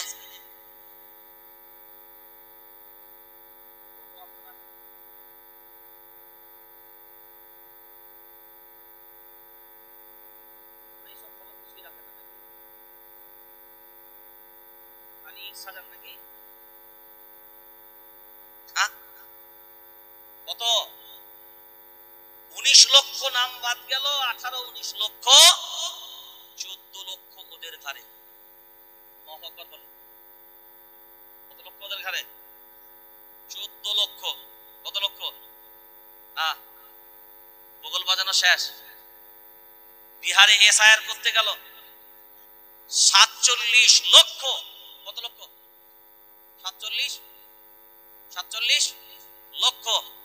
মুসলমানের নাম কটা বাদ গেছে?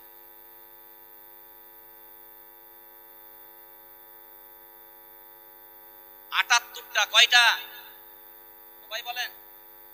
78টা এসআইআরে বিহারে মুসলমান নাম বাদ গেছে, 3 জন রোহিঙ্গা, আর বাকি 47 লক্ষ ওদের ঘরে। বাকি 47 লক্ষ জোরে বলেন। চক্রান্তকারীদের চক্রান্ত ব্যর্থ করছেন কে? জোরে বলেন। আল্লাহ। আমরা যদি সেই ধৈর্যের পরীক্ষা দিতে পারতাম, সেই ঈমানের জায়গায় দাঁড়াতে পারতাম, আল্লাহর ওয়াদা আছে। এবার দেখেন, ইয়া আইয়ুহাল্লাযীনা আমানু ইন তানসুরুল্লাহা ইয়ানসুরুকুম ওয়া ইউসাব্বিত আকদামাকুম। আপনাদের অনেকের প্রশ্ন হবে, আল্লাহর মসজিদ আবাদ করি আমরা, আল্লাহকে মানি আমরা, মাদ্রাসা চালাই আমরা, কুরআন আল্লাহর কিতাব মানি আমরা, কালিমা আমরা মানি, নবী আমরা মানি, ধর্ম আমরা মানি, কর্ম আমরা করি, সব আমরা মানলাম, তারপরেও বাবরি ঠেকাতে পারলাম না কেন? তারপরেও একের পর এক এই ধরনের জিনিসগুলো আমাদের উপরে আসলো কেন?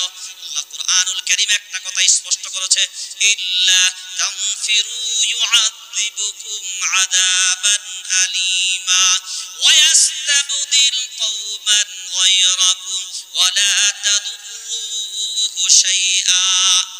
দিন যখন তোমাদের কাছ থেকে বিদায় নেবে, তোমার পরিবার থেকে বিদায় নিয়ে নেবে, তোমার মহল্লা থেকে বিদায় নেবে, হাত গুটিয়ে বসে থাকবে, তখন শুনে রেখে দাও, আমি তোমাদের উপরে জালিম শাসককে চাপিয়ে দেব। কাকে চাপাবো? যারা বলেন জালিম শাসককে চাপিয়ে দেব। এখন বিবেক দিয়ে বলেন, জালিম শাসক চাপিয়েছে না চাপায়নি? চাপিয়েছেন, কারণটাও আল্লাহ বলেছে না বলে নাই? এবার লক্ষ্য করে দেখেন, আমাদের বাড়িতে দিন আছে, আমার ভিতরে দিন আছে, পরিবারের ভিতরে দিন আছে। দিন যেমন আমাদের ভিতরে নাই, ওই জায়গাতে আল্লাহ ওই কথাই বললেন, ইন তানসুরুল্লাহা ইয়ানসুরুকুম। যারা আমি আল্লাহ আমার দ্বীনের সাহায্য করবে, আমিও আল্লাহ তাদের সাহায্য করব। তাহলে আমরা আল্লাহর দ্বীনের সাহায্য করি নাই, তাই আল্লাহ আমাদের সাহায্য কাদের কারণে? যারা বলেন আমাদের কারণে। এই ওয়াকফ অ্যামেন্ডমেন্ট বিল পাস হয়েছে। আপনি কি জানেন এই ওয়াকফ অ্যামেন্ডমেন্ট বিল পাস হয়েছে কার বিরুদ্ধে গেছে?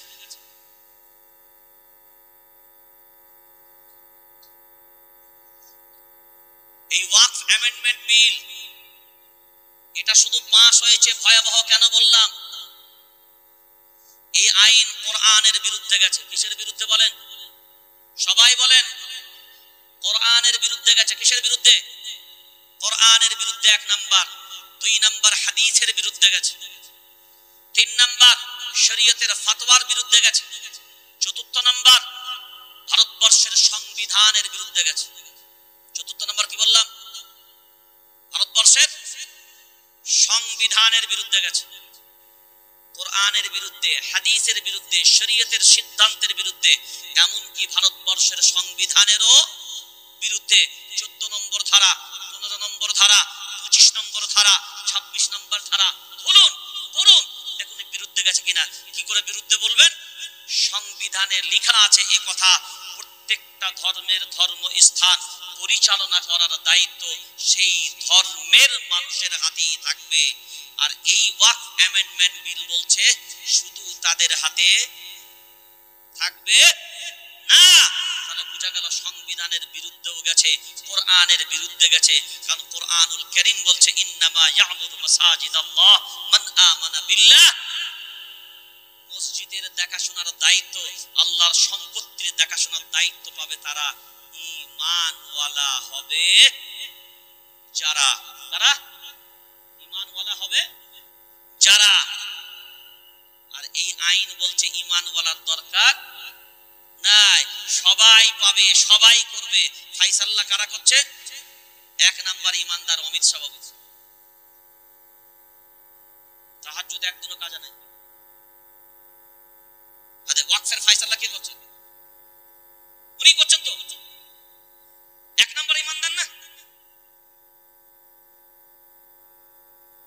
কাদের কারণে এই সুযোগগুলো তো আমরা করে দিয়েছি। واطيعوا الله ورسوله ولا تنازعوا فتفشلوا وتذهب ريحكم واصبروا। সূরা আনফাল 10 নম্বর পারা 2 নম্বর সাফা 1 নম্বর আয়াত। ওয়ালা তানাযাউ, তোমরা ক্ষুদ্র ক্ষুদ্র বিষয়ে নিজেদের ভিতরে মতপার্থক্য করো না। কে কিয়াম করে কে কিয়াম করে না, কে জোরে আমিন কে আস্তে আমিন, কে বুকে হাত কে নাভির নিচে হাত, এই খুঁটিনাটি বিষয়গুলো নিয়ে তোমাদের মতপার্থক্য তোমরা শুরু করেছো। ওয়ালা তানাযাউ, এই খুঁটিনাটি বিষয়ে মতপার্থক্য করো না। ফাতাফশালু ওয়া তাযহাবা রিহুকুম, তোমরা সাহস হারিয়ে ফেলবে, তোমরা দুর্বল হয়ে যাবে। এবং দুর্বল যখন তোমরা হবে পরাজিত সহজেই। যারা বলে পরাজিত সহজেই, দেখেন আল্লাহ নিজে বর্ণনা করে দিয়েছে তোমরা পরাজিত কখন হবে, কিভাবে হবে, কিন্তু সেদিকে আমাদের দিশে নাই।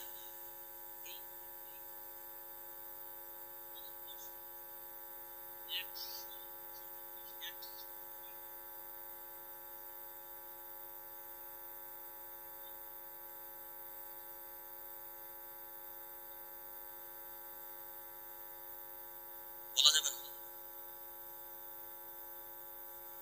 কটাই বাঁচবে। আজকে উম্মিদ পোর্টাল চালু করেছে, জানেন তো? এই উম্মিদ পোর্টাল শুনেছেন তো নাকি? উম্মিদ পোর্টাল জানেন না? জেলে যাবার জন্য তৈরি হয়ে যায়। যারা মসজিদ চালাচ্ছেন, মসজিদ কমিটি আছেন, ঈদগাহ কমিটি আছেন, কবরস্থান কমিটি আছেন। উম্মিদ পোর্টাল বিশেষ করে যে সমস্ত রেকর্ডভুক্ত ওয়াকফ বোর্ডে ওয়াকফ সম্পত্তিগুলো আছে, সেটা মসজিদ হোক, মাদ্রাসা হোক, ঈদগাহ হোক, কবরস্থান হোক, দরগা হোক, 5ই ডিসেম্বরের মধ্যে যদি লাস্ট ডেট 5ই ডিসেম্বর যদি উম্মিদ পোর্টালের আওতায় নিয়ে সাবমিট না করেন, এই সম্পত্তিগুলো আগামীতে আর ওয়াকফ বলে দাবি করতে পারবেন না। এদিকে কি প্রচার প্রসার হয়নি? কেন? ওয়াকফ বোর্ড তো আমি ডেপুটেশন দিলাম আজ থেকে 4 দিন 5 দিন আগে। ওয়াকফ বোর্ডের চেয়ারম্যান বললেন আমরা ব্যাপক হারে প্রচার করেছি, পত্র পত্রিকায় দিয়েছি, প্রত্যেকটা ডোমা অফিসে আমরা এর উপরে কথা বলে দিয়েছি, প্রত্যেকটা ডোমাকে আমরা জানিয়ে দিয়েছি।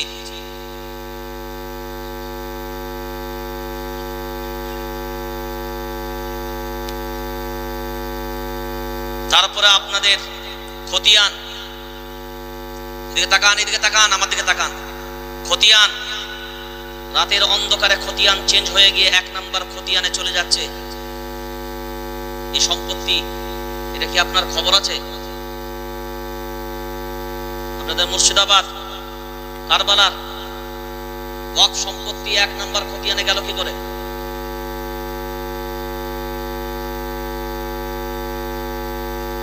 আপনারাও অপেক্ষা করেন, আপনাদেরও পিছনে আসছে।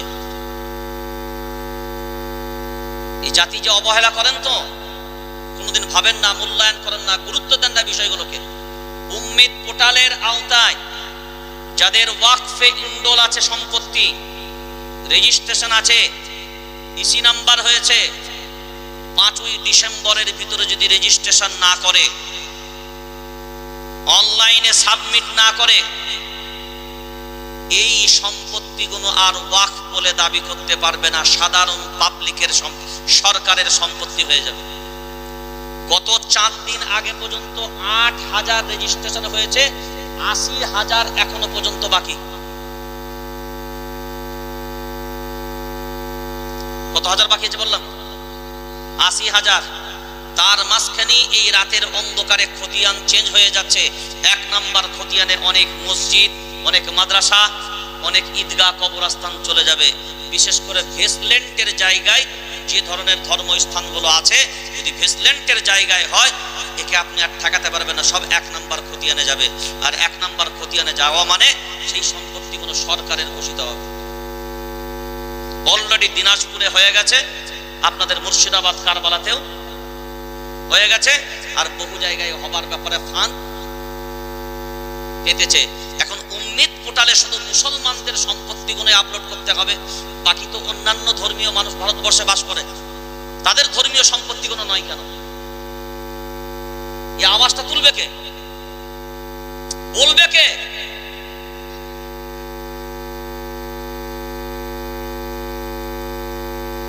শুধুমাত্র আমাদের দুর্বলতার এদিকে তাকান। কি বন্ধ হয়েছে বললাম? আওয়াজ বন্ধ হয়েছে। কি আওয়াজ বন্ধ? আর আওয়াজ যখন বন্ধ, চোখ থাকতেও, জোরে বলেন, চোখ থাকতেও ভালো না মন্দ জানে না কোনো গোবিন্দ। আর এ যদি এই 2025 ওয়াকফ অ্যামেন্ডমেন্ট বিল, শিখ ভাইরা কত লাখ? 5 লাখ। 5 লাখ আন্দোলন করলো 1 বছর। কয় বছর? 1 বছর। 750 জন মানুষের জীবনের কুরবানির বিনিময়ে কৃষি বিল প্রত্যাহার করতে বাধ্য করিয়েছিল। জোরে বলেন, এই সরকার কি মাথা নত করতে বাধ্য করিয়েছিল? যদি 5 লক্ষর আন্দোলনে যদি কৃষি বিল প্রত্যাহার করতে এই সরকারই বাধ্য হয়, এই 40 কোটি মুসলমানের আন্দোলন কোথায় গেল?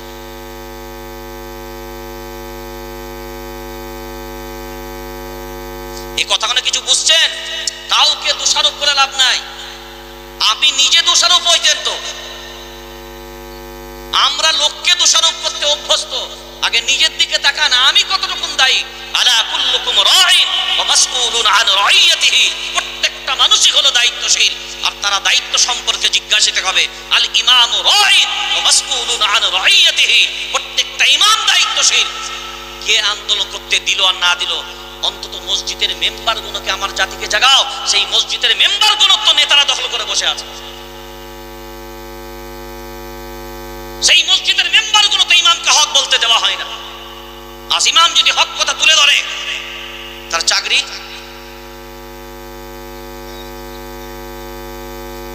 যে গুলামি করবে তার চাকরি থাকবে, যে গুলামি করবে তার খোজামত থাকবে, সবই থাকবে, আর যে হক কথা বলবে তাকে জেলের ভাত খেতে হবে। এটাই তো বাস্তব চলছে সমাজে। এটাই তো কিসের কারণে? আমাদের দুর্বলতাটা বুঝে নিয়েছে মানুষ, যে এদের দুর্বলতাটা কোথায়।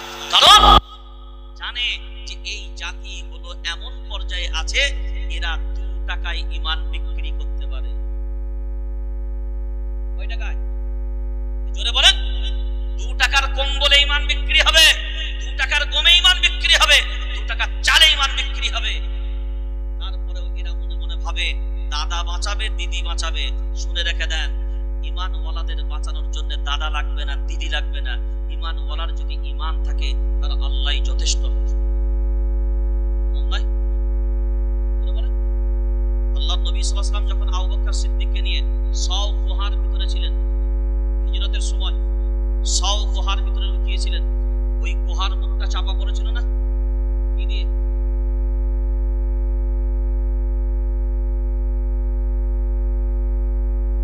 জোরে বলেন। মাকড়সা, জাল, আর কি ছিল? এই পায়রার ভাষাটা, এটা সঠিক বর্ণনা। মাকড়সার জালটা বর্ণনায় পাওয়া যায়, আর অনেকে বলে পায়রা নাকি বসে ডিম পেড়েছে, ডিম একদম বাক্য বাক্য, এগুলো বর্ণনায় পাওয়া যায়। মাকড়সার জালটা পাওয়া যায়, এই মাকড়সার জালটা আল্লাহ চাইলে তো একটা পাথর দিয়ে সিল করে দিতে পারতেন। কতটা গুরুত্ব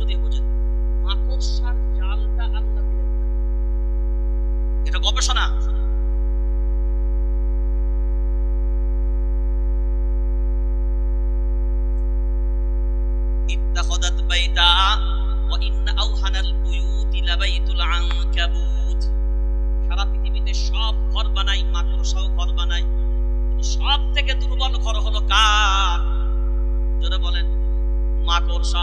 সব থেকে দুর্বল ঘর মাকড়সা। আল্লাহ ওই জন্যই সব থেকে দুর্বল জিনিসকে দিয়ে সারা দুনিয়ার রহমাতাল লিল আলামিনকে হেফাজত করছেন।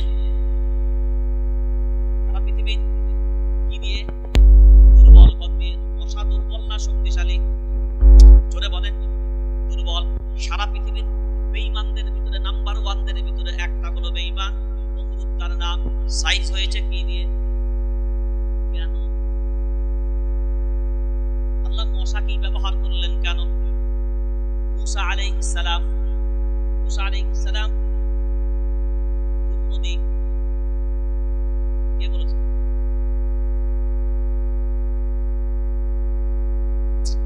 নীল নদে ডুবিয়ে ফিরাউনকে মারায়নি। এগুলো সব প্রচলিত কথা, ভুল রিওয়ায়েত এগুলো। লোহিত সাগরে, বলেন কি সাগরে? লোহিত সাগর, বলেন সবাই। হ্যাঁ, লোহিত সাগরে ফিরাউনকে ডুবিয়েছে, লোহিত সাগরে। আর এই যে মুসা আলাইহিস সালামের নাম মু, এই ইবনুর ভাষায় মু মানে হলো পানি। ওই যে মুসা আলাইহিস সালামকে পানিতে ভাসিয়ে দিয়েছিল, যার কারণে ওই পানি থেকেই তার নাম মুসা বানানো হয়েছে। যে পানিতে মুসা আলাইহিস সালামকে শেষ করতে চেয়েছিল, সেই পানি তাকে শেষ করল। বলেন না ফিরআউনকে। যে পানি মুসা আলাইহিস সালামকে রাস্তা দেখালো, সেই পানি কাকে শেষ করলো? তো আপনি ভারতবর্ষের জমিনে ঘাবড়াবেন না। আল্লাহ, আল্লাহ, আল্লাহ আছেন। নতুন করে বাবরি মসজিদ তৈরি করার দরকার নেই। আমি মুর্শিদাবাদ জেলাকে বলবো, কাঠরা মসজিদটা চালু করে দেন, বাবরির থেকে বেশি বড় কাজ। কথা বুঝতে পারেন না? ফুলবাড়ির মসজিদ তালা খুলিয়ে দেন। কাঠরা মসজিদে তো বেজ্জতি চলছে, বাবরি মসজিদের দরকার হবে না। কারণ বাবরি মসজিদ আর হবে না। বাবরি মসজিদ একটাই, বাবরি মসজিদ শহীদ হয়ে গেছে। আমার বাপ মারা গেছে, আর আমার বাপ হবে না। আমার বাপের নাম হতে পারে, কিন্তু আমার বাপ হবে না। বাবরি মসজিদ আর হবে না। বাবর তৈরি করেছিল তাই বাবরি মসজিদ। কাঠরা মসজিদটার প্রতি মুর্শিদাবাদ জেলার মানুষ ধ্যান দেন। কাঠরা মসজিদ আল্লাহর ঘর, বেজ্জতির শিকার হচ্ছে। সব অর্ধ উলঙ্গ নারীরা যায় সেখানে, তার ভিতরে গিয়ে শুটিং করে মেম্বারের উপরে দাঁড়িয়ে। আর ওলামায়ে কেরামকে জিজ্ঞাসা করবেন, একবার যদি মসজিদ হয়ে যায়, সেই মসজিদ কিয়ামত পর্যন্ত মসজিদ থাকে।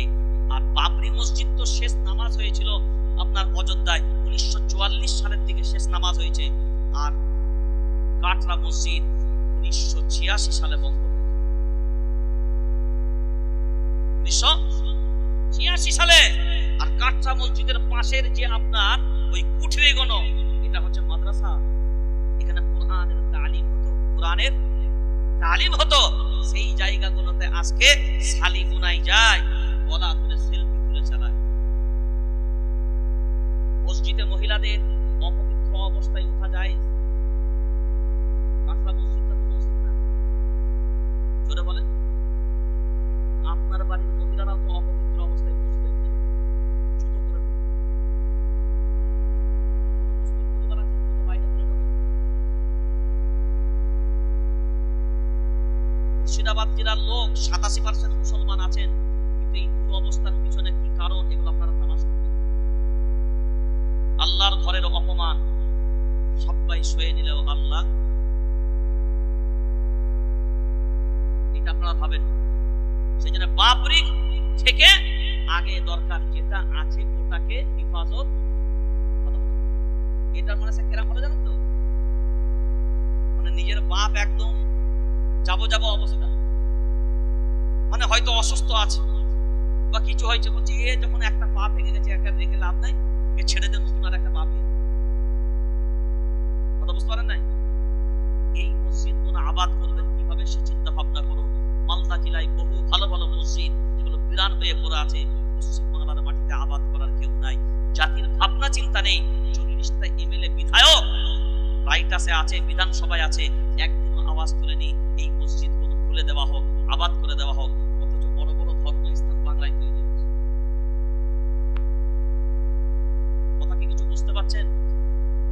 সব কথা ক্লিয়ার করে বলা যাবে না, যেটুকু বলছি এই মজলিসে সেটুকুই বোঝেন আর নিজের বিবেক গুলোকে জাগ্রত করেন। কারণ মজমুয়া যদি থাকতো দিল খুলে দুটো কথা বলতে পারত।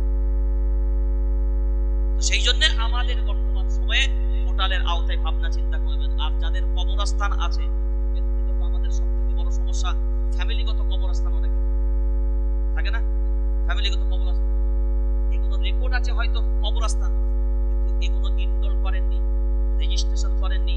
বহু মসজিদ আছে রেজিস্ট্রেশন করা নাই, যে সমস্ত মসজিদ রেজিস্ট্রেশন করা নাই, সময় কিন্তু আসছে, রেজিস্ট্রেশন যদি না করেন এই মসজিদগুলো যে কোনো মুহূর্তে কিন্তু সরকার দখল করে নিতে পারে। তার যে চক্রান্তটা কি হবে সেটা বলছি, ভালো করে ফলো করুন।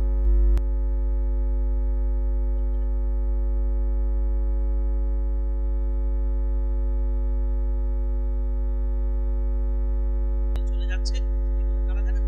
হয়তো কেউ কাজের সূত্রে এসছে, কাজ করতে এসেছে, তো সেইগুলো কারা জানেন তো? হইল ঝুলা চললো খোলা। এটা আমাদের কিচ্ছু নয়, কিন্তু হ্যাঁ যদি প্রকৃত নাম বাদ পড়ে, আমরা দায়িত্ব নিয়ে বলছি সেটাও তোদের ঘাড়ে পড়বে। সেই জন্য আপনারা ধৈর্য ধরে থাকেন। এসআইআর করবি কর, সব রকমের পরীক্ষা চালাবি চালা। মুসলমান ভারতবর্ষের জমিনে শুধু নয়, সারা পৃথিবীর মানচিত্রে সব রকম পরীক্ষা দিতে প্রস্তুত আছে। কারণ পরীক্ষার জন্যই তো ঈমানওয়ালাদেরকে আল্লাহ দুনিয়াতে রেখেছে। আর ইনশাআল্লাহ সব চক্রান্তের পরীক্ষায় এই জাতি উত্তীর্ণ হবে, বিজয়ের বেশে ইনশাআল্লাহ একদিন দাঁড়াবে। সেই দিনটা খুব বেশি দিন নয়। তার জন্য আমাদের যেটা করতে হবে সেটা হচ্ছে আমাদের ঈমানের দিক দিয়ে দুর্বলতা হলে হবে না। সেই দিকটা আর আলোচনা করলাম না, ডেটটা বাঁচতে যায়, কারণ এর থেকে বেশি আর টাইম করানো যাবে না। তারপরে সত্যিকারে বলছি আপনাদেরকে ধন্যবাদ জানাতে হবে। আমি একটা জিনিস অবাক হয়ে গেলাম, যে কতজন মানুষ ছিলেন অন্তত আলহামদুলিল্লাহ সে কজনই বসে আছে না, এটা সব থেকে বড় জিনিস। মানে এটা আমাকে আশ্চর্য করেছে। তো আমার নিজের খারাপ লাগছে, সত্যি কথা বলছি। আমি চেয়েছিলাম এই মঞ্চটা আমার দরকার, আমি বাস্তব বলছি। কারণ আমার দরকার এই জন্য জাতিকে জাগ্রত করা। নামাজের কথা সবাই জানে, রোজার কথা সবাই জানে, কিন্তু সমস্ত বিষয়টা কোরআন সুন্নাহর আলোতে জাতিকে বাঁচানোর পথটা বের করতে হবে। এটা সব থেকে বড় জিনিস।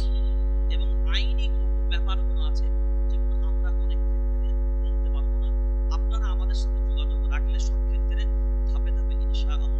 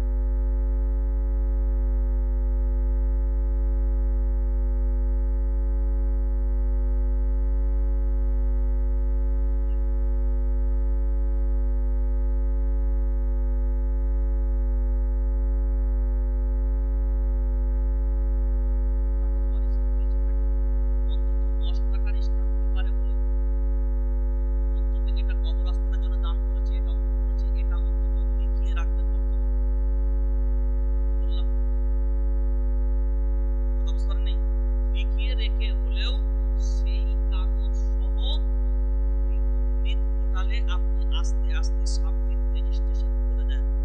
এবার আপনি বলবেন তাহলে এই সম্পত্তিগুলো মসজিদ মাদ্রাসা মক্তব খানকা দরগা দিলে কি নিরাপদ? একটা কথা ভেবে দেন, নিচেই কুমির ডাঙায়, এই কথাটা বলতে এত লেট করেন আপনারা, নিচেই কুমির ডাঙায় বাঘ, এই যে কুমির টোটালে দেওয়ার অর্থ হলো কুমিরের গাল থেকে, কিন্তু ওদের বক্তব্য হলো যেগুলো সাবমিট করা হবে পরবর্তীতে ওয়াকফ বলে দাবি করতে পারবেন, আর যদি সাবমিট না করুন পরবর্তীতে ওয়াকফ বলে দাবি করার আর কোনো জায়গা। সেই জন্য আমরা দেখলাম না খেয়ে মরবো না খেয়ে মরবো, না খেয়েও মরবো আর খেয়েও মরবো, ছেড়ে লাভ কি আছে, খেয়েইলি ভোগটা গিরিইলি আর কি করবো। সেই জন্য আল্লাহ আমাদেরকে হেফাজত করুন, আমরা খুব গুরুত্ব দিয়ে বিষয়গুলোকে ভাবি। আমাদের সমাজের যা অবস্থা, আমাদের দেশের, আমাদের নিজেদের ভিতরে, আল্লাহ যেন আমাদের এই সমস্ত বিষয়গুলোকে গুরুত্ব দিয়ে এবং সমস্ত চক্রান্তদের হাত থেকে আল্লাহ চক্রান্তকারীদেরকে এবং সব চক্রান্ত থেকে আল্লাহ যেন হেফাজত করে, ঈমান ওয়ালাদেরকে সহি সালামত রাখেন। আর ইনশাআল্লাহ আমরা আমাদের জজবাকে হারাবো না, ইনশাআল্লাহ আমরা আমাদের মেধাকে সঠিক জায়গায় ব্যবহার করব, কাজে লাগাবো যেখানে লাগার, আর কারোর প্ররোচনায় পা দেবেন না। মুর্শিদাবাদ জেলাকে আমি পায়ে ধরে বলে যাচ্ছি, পায়ে ধরে বলে যাচ্ছি, এমনি বলছেন এক হওয়া দরকার, সবাই আমার ভাই ভাই। আল মুসলিম মান সালিমাল মুসলিমুনা মিন লিসানিহি ওয়া ইয়াদিহি, আপনার হাতের দ্বারাই যদি কেউ নিরাপদ না থাকে আপনি মুসলমান হতে, ভোটের সময় যার মারছেন সে কে, যাকে মারছেন সে কে, মারছেও মুসলমান, মরছেও, কথা বলেন না কেন? আর চেয়ার গুলো পাচ্ছে না,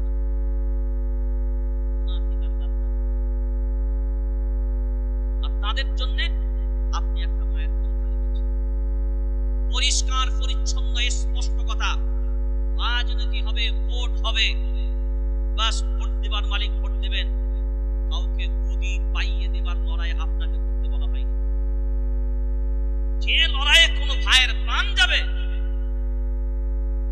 কবরে জবাব দেবে, আপনাকে বলতে হবে না, নেতা আপনার পাশে যাবে, কবরে গিয়ে যখন প্রশ্ন হবে আপনাকে আপনার নেতা জবাব দেবে, যে আমাকে চেয়ার দেবার জন্য খুন করেছে। একজন নিরীহ মানুষকে হত্যা করা সমগ্র পৃথিবীর মানব মণ্ডলীকে হত্যা করার পাপ আপনার হবে। তারপরে কি ঝোলা পরিয়ে জান্নাতে যাবেন, 40-এ পরিয়ে জান্নাতে যাবেন, মিলাদ দিয়ে জান্নাতে যাবেন? কোন হুজুরের ক্ষমতা আছে আপনাকে জান্নাত পাঠাবে? খুব সাবধান হয়ে যান, তাহলে কবরেও জায়গা হবে না, কবরেও জায়গা হবে না। সেই জন্য কি মনে থাকবে, এই হাত দ্বারা কারোর প্রাণ জানো, কারোর ক্ষতি জানো। লা ইয়াদখুলুল জান্নাতা মান লা ইয়ামানু জারুহু বাওয়াইকা, বললেন যার দ্বারাই তার প্রতিবেশী, ভালো করে হাদিসটা বলুন, যার দ্বারাই তার প্রতিবেশী নিরাপদে থাকবে না, আমি নবী বলছি ওই ব্যক্তি জান্নাতে যাবে। বুঝতে পেরেছেন না পারেন না? আর কথা এটা আল্লাহর নবী সাল্লাল্লাহু আলাইহি ওয়াসাল্লামের কথা। সেই জন্য আপনার দ্বারাই পাড়ার মানুষ নিরাপদে থাকবে না, থাকবে না। কারোর উপকার করতে পারেন আর না পারেন, আপনার দ্বারাই যেন কারোর ক্ষতি মনে থাকবে। এখন ক্ষতি করতে গিয়ে এই আমাদের মায়েদের ভিতরে একটা স্বভাব আছে, এইটা খুব ফলো করেন। মায়েরা হয়তো অনেকে আছেন কিনা আমি জানি না, দেখতে পাচ্ছি না, বুঝতে পারছি। আমাদের মেয়েদের বিয়ে শাদীর দেখাশোনা হয় না, ছেলেদের বা মেয়েদের, মানে হিংসা মানুষের ভিতরে এত, দেখবেন মেয়েদের বিয়ের দেখাশোনার পরেও বহু মেয়ের বিয়েতে ভাঙছে, তাই না? কারা করে? কথা বলেন না কেন? আমাদের এই সমাজের বেশ কিছু মহিলা আছে, এই ভাঙচির কাজগুলো কি লাভ পেয়েছো, কি লাভ পেয়েছো?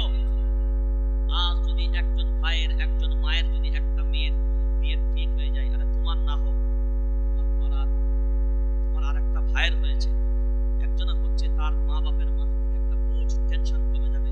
বরঞ্চ তোমার উচিত যদি কারোর বাড়িতে বিয়ের দেখাশোনা আসে, তোমার ভাগ্যে, তোমার মেয়ের ভাগ্যে যেখানে আছে, যে ছেলে আছে, ঠিক আল্লাহ জুটাবে। অন্যের যখন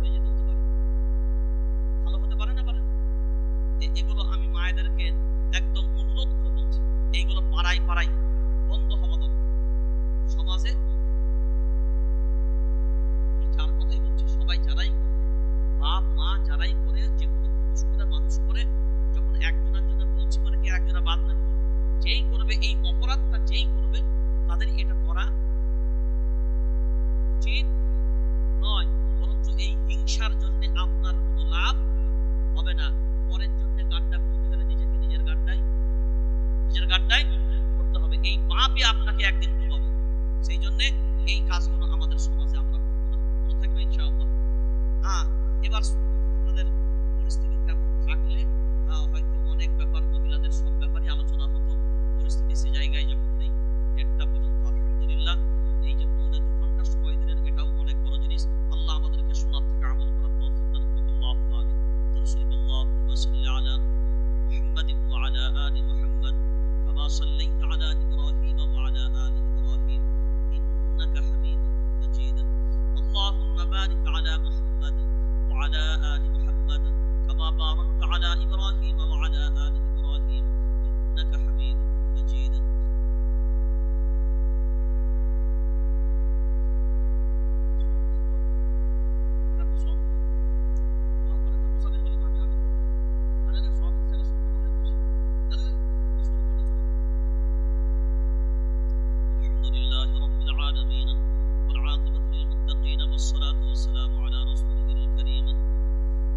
ربنا ظلمنا أنفسنا وإن لم تغفر لنا وترحمنا لنكونن من الخاسرين يا حي يا قيوم برحمتك نستغيث ومولاي كريم رحمة للعالمين করুণাময় কৃপাকারী দয়াময় খোদা মেহেরবানি করে আমাদের সকলের জীবনের গুনাহগুলোকে তুমি maaf করে দাও, নেক আমলগুলো তুমি কবুল করে নাও।